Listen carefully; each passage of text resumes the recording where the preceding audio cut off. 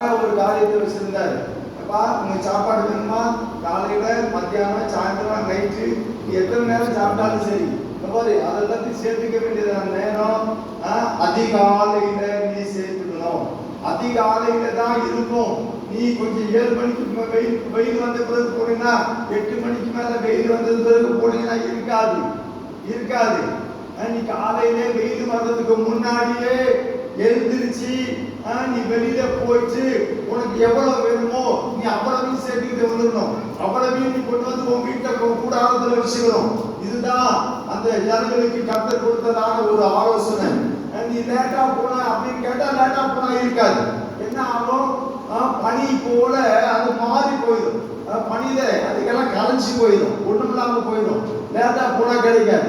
அதனால நீ காலையில எழுந்திருச்சு, காலையில அதிகாலமே எழுந்திருச்சு உனக்கு வேணுங்கிறத சேர்த்துக்க அப்படிங்கிறதான ஒரு காரியம். லேட்டா போய் பார்த்தா ஒண்ணும் இல்லை. சரி, ஒரு வாரத்துக்கு சேர்த்து வச்சுக்கலாமா? ஒரு நாளைக்கு மேல சேர்த்து விடாது சார். புழுத்துரும், நாட்டம் எடுத்துரும். நீ ஒவ்வொரு நாளும் ஒழுங்கணும். நீ ஒவ்வொரு நாளும் சேர்த்துக்கணும். நீ ஒவ்வொரு நாளும் உனக்கு வேணுங்கிறத எடுத்து வைக்கணும். அடுத்த நாளைக்கு சேர்த்து அப்படின்னு சொல்லி இல்ல, அடுத்த நாளைக்கு சேர்த்து அப்படின்னு இல்ல, நான் நேற்றே சேர்த்து வச்சுட்டேன் அப்படின்னு இல்ல. நீ நேற்றே சேர்த்து வச்சிருந்தா எடுத்து பாரு, அது நாட்டம் எடுத்து போயிருக்கும். ஒருத்தருக்கு சொன்னாங்க, நான் நேற்றே ஜோம் பண்ணி ஆயுதம் வைக்கிறேன்.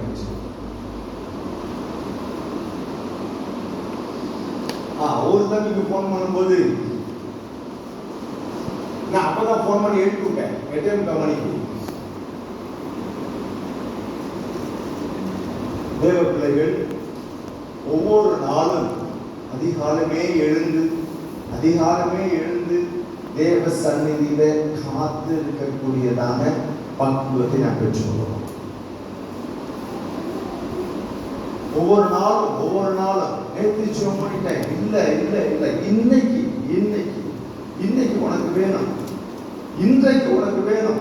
இன்றைக்கு நீ பாவம் இல்லாமல் வாழணும் அப்படின்னு நினைச்ச அப்படின்னா, இன்னைக்கு பிரச்சனை இல்லாம நீ இருக்கணும்னு நினைச்சா, இன்னைக்கு உன் மைண்டு வேற பக்கம் எங்கேயாவது போகக்கூடாது அப்படின்னு சொல்லி நீ நினைச்சிருந்தா, இன்னைக்கு நான் எந்த சிக்கலையும் சிக்கிக்க கூடாது அப்படின்னு சொல்லி நினைச்சா, முதல் நேரத்தை ஆண்டவருக்கு சொல்லி கொடுக்கும்.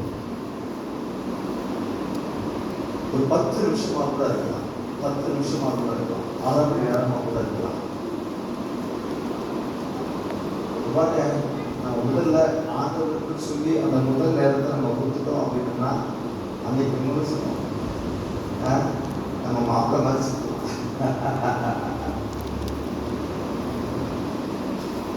எந்த பயமும் தேவை, எந்த சிக்கலும் தேவை. கற்று கூட இருக்கான். அன்னைக்கு காலையிலே எழுந்திரிச்சு ஒப்பு கொடுத்தாச்சுல்ல டேக் கேர் பண்ணிடுவார். அவர் டேக் கேர் பண்ணிடுவார். சில ஹாஸ்பிட்டலில் பாருங்க, you are at safe hand அப்படின்னு சொல்லி. இப்போ நீங்கள் ஆஸ்பத்திரிக்கு வந்து நீங்கள் பயம் இல்லாமல் தைரியமாக இருக்கலாம், நீங்கள் பாதுகாப்பான கருத்துக்குள்ள இருக்கிறீங்க அப்படின்னு சொல்லிட்டு அவங்க நல்ல ஒரு வார்த்தைகளை வச்சிருப்பாங்க. நாம் நம்மை ஆண்டவருக்குன்னு சொல்லி காலையில் எழுந்திரிச்சு கொடுத்துட்டோம் அப்படின்னு சொல்லி சொன்னோம்னா, அன்னைக்கு முழுதும் நம்ம சேஃப் ஹேண்ட்ல இருக்கிறோம்னு சொல்லியிருக்கோம். அல்லேலூயா. கொஞ்சம் தீர்மானம் பண்ணிக்கலாமா? இன்னையிலேருந்து நாளையிலேருந்து காலையிலேயே ஒரு 5 நிமிஷம் ஆகுது. நான் படிச்சுட்டேன். காலையில் ஒரு 5 நிமிஷத்தையாவது நான் ஆண்டவருக்காக கொடுத்துருவேன். முடியுமா? யாரையும் சொல்லுங்க, கையை தூக்குனாலும் நான் 6 நிமிஷம் சொல்லுவேன். இந்த நேரத்தை அதிகாலையில் நீங்கள் ஆண்டவருக்கு கொடுத்துட்டீங்க அப்படின்னு சொல்லி சொன்னோம்னா,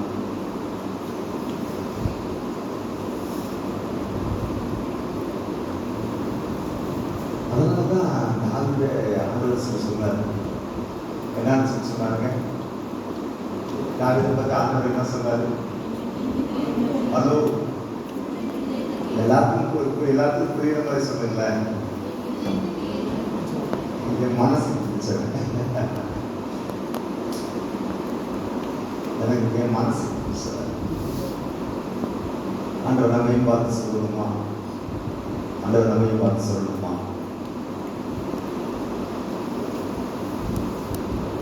இல்லை அப்படின்னு சொல்லி சொன்னா ஆண்டவர் இப்படி சொல்லாம, இந்த அனுபவம் நம்மகிட்ட இல்லைன்னு வச்சுக்கோங்களேன், ஆண்டவர் இப்படி சொல்லாம நம்மளை வேற பக்கம் போக சொல்லிடுவார். ஏப்பா நீ நீதிமொழிகளை படிப்பா, நீ சங்கீதம்லாம் படிச்சவனுக்குலாம் ஆகாது, நீதிமொழிக்கு போயிருப்பா அப்படின்னாரு. நீதிமொழிக்கு போனா என்ன வசனம் வரும்? சோம்பேறியே, எவ்வளவு நேரம் தூங்குவ, எவ்வளவு நேரம் இழுத்து போட்டு தூங்குவ, எவ்வளவு நேரம் கைய வச்சுக்கிட்டு தூங்குவ.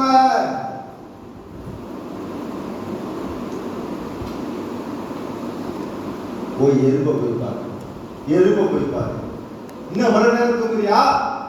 எறும்ப போய்ப்பாரு, எறும்பு கிட்ட போய் கத்து கட்டி அப்படின்னு ஆண்டு செஞ்சு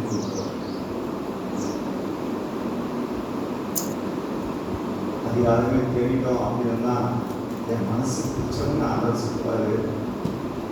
இல்லை என் சௌகரியத்துக்கு தான் நான் எழுந்திருப்பேன் அப்படின்னு சொல்லி சொன்னா வேற ஆண்டவர் மாத்திடுவார். அதுக்கு திக்கடி வந்து வேற ஆட்களிப்பாரு. சோம்பேறி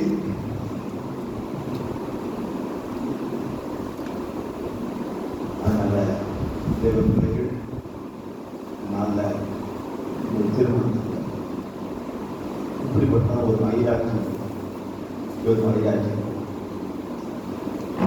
கட்டை கும்பிடுறவங்க காலையில் 4 மணிக்கெல்லாம் குடிச்சு அதோடு குடிச்சு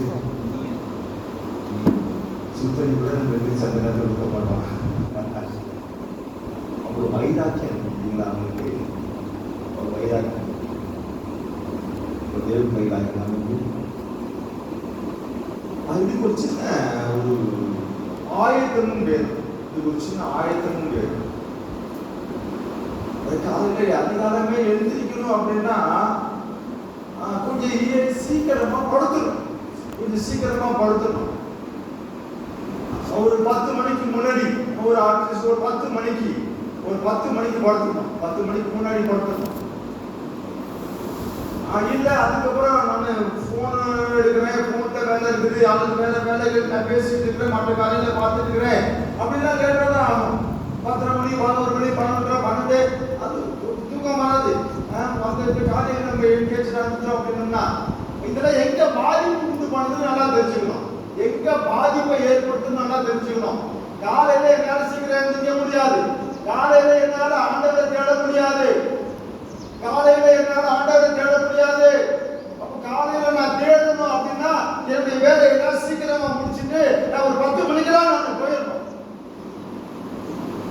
காலையில தொடர்ந்து சில நாட்கள், சில வாரங்கள், சில மாதங்கள் நீங்க தொடர்ந்து அதை பிராக்டிஸ் பண்ணிருந்தீங்க அப்படின்னா, உங்களுடைய வாழ்க்கையில அனுபவம் ஆக்கிருந்தீங்க அப்படின்னா 12 மணிக்கு பட்டாலும் சரி, 2 மணிக்கு பட்டாலும் சரி, காலையில அதிகாலை இருந்துச்சு.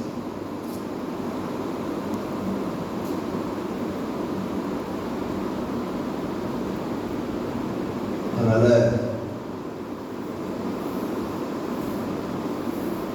காலையில